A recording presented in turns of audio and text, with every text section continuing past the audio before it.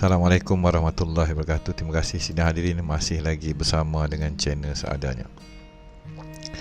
Baiklah, sidang pada malam ini adalah bersambung dengan trailer yang baru keluar berkenaan dengan Tanah Melayu, Rahsia Ketuhanan yang Tertua di Muka Bumi, part 1 berdasarkan olahan bahasa, kosmologi dan juga sinergi ataupun algoritma tari bahasa ketuhanan ataupun bahasa manusia purba yang mengekalkan sebuah sejarah yang amat langka.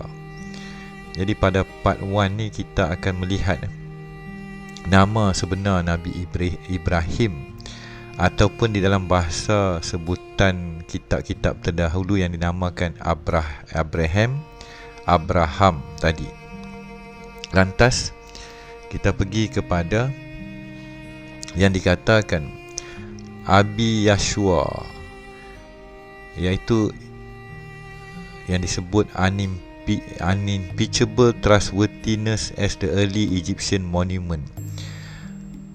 Maknanya beberapa sumber, a source daripada monumen Mesir kuno di dalam yang terpahat ataupun didakarkan di dalam batu kuniform, nama Abi Yashua. A few decade, beberapa kurun selepas Ibrahim, yang mana Abraham atau kita panggil Ibrahim sekarang sebenarnya digelar sebagai Abi Shua ataupun Abi Shua ataupun Ibu Shua. Ibi Shua. Ibu, saya panggil ni ibu lah kan, tapi zaman tu mungkin dia panggil Ibi. Yang juga diguna pakai di bahagian barat, Western Semite. Lantas kalau kita kupas pada malam ni kan, Abi Shua, maksud dia kalau kita katakan abah biasa dengan orang Kedah dia panggil abah kan. Tak tahulah saya, kalau saya salah tafsir nanti perbetulkanlah saya. Dalam bahasa Melayu kita panggil abah, abah tu ayah. Kalau abi, adakah bahasa terdahulu sebenarnya adalah abi, kemudiannya menjadi bahasa yang orang kita faham sekarang, atau kita orang Melayu kita panggil sekarang itu abah tadi. Ayah yang bersua, bersua dengan apa, bertembung dengan apa.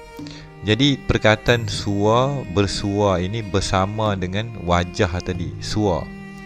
Bersua dalam bahasa Melayu kita kata ada, kita biasa sebut bersua kan. Saya tadi bersua dengan Pak Anwar Ibrahim, bertemu muka ke muka, bersama dengan timbal balik kesatuan atau tauhid tadi, atau cerminan kepada yang Maha Mencipta. Jadi terkejutlah kita kan, pada malam ni biasa kita nak ambil nama Abraha ke Araha ke. Araha pun ada cerita kalau kita translate kepada jiwa pengertian kosmologi tari dan algoritma bahasa Melayu yang ada sekarang dan juga yang lebih tua di dalam kita menggapai korelasi dan untuk kita dikod bahasa ketuhanan atau bahasa asal yang telah berlaku migrasi zaman bersamaan. Ini daripada konteks jiwa raga dan juga suatu dimensi kejiwaan seorang Melayu yang saya bertemu dan berjumpa di dalam jejak warisan. Kalau kita nak jadi kasar sikit, perkataan Abraham mereka itu kita tidak boleh expand, kita tidak boleh buka dia mapping kepada 3D, 4D, 5D, 7D ataupun 8D itu sendiri. Tetapi fabrik ataupun tali temali, sulaman dan juga dikatakan ranting-ranting kepada pohonnya nama Abi Shua tadi ataupun Abu Shua, Abu Satua tadi, boleh dikembangkan kepada jiwa seorang Melayu. Lantas kalau kita merujuk kepada perkataan yang lain yang mungkin boleh dikorelasikan kepada Ibrahim atau Abraham tadi, Abi Yatua ni nampak, Yatua. Kalau kita sambung jadi Yatuah pun boleh. Yang dituakan Nampak? Atau ayahanda yang tertua tadi, di dalam konteks agama atau ayahanda kepada agama Samawi tadi.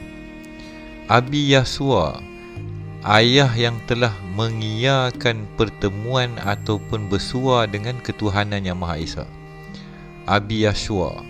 Jadi migrasinya perkataan kenabian dan juga di dalam konteks Hebrew atau Yahudi tadi, maka keturunan Nabi Ibrahim kita katakan Yeshua. Ini kita panggil Isa Al-Masih. Tetapi sebenarnya nama Isa di dalam bahasa Hebrew ataupun agama Samawi langit tadi, dia telah dikekalkan di dalam perkataan Yeshua. Jadi kalau Yeshua mana bapa kepada Isa Ruhullah, Ibrahim tadi sebenarnya ada tambahan abi ke atas yang lebih tua ataupun moyang dia. Ini benda yang tiba-tiba muncul kan. Lantas di dalam bahasa-bahasa kuno tersebut, Ami Anisa, nampak ada perkataan Isa tadi.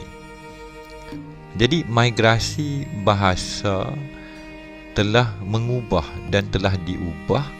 Dan hari ini kalau kita hendak melihat korelasi dan juga kodek ataupun yang dikatakan programming language ataupun layering di sebalik sebuah cerita window. Jadi ini agak pelik lah kan.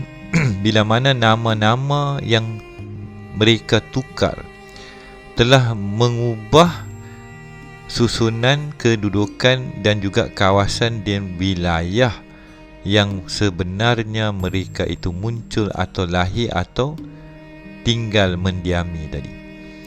Maka berlakulah konflik yang amat berat. Ada juga ketika ini orang-orang di wilayah Tanah Melayu ini mengatakan kita ini keturunan daripada keturah, dan dikatakan daripada sana Ibrahim hadir dan telah berkahwin dengan yang dikatakan mungkin Tanah Melayu Utara ataupun Kedah Tua yang dikatakan Ayutthaya tadi. Jadi ada juga yang telah mengeluarkan teori, hipotesis ataupun andaian, ataupun telah disahkan bahawa Melayu itu adalah keturunan daripada Kenturah.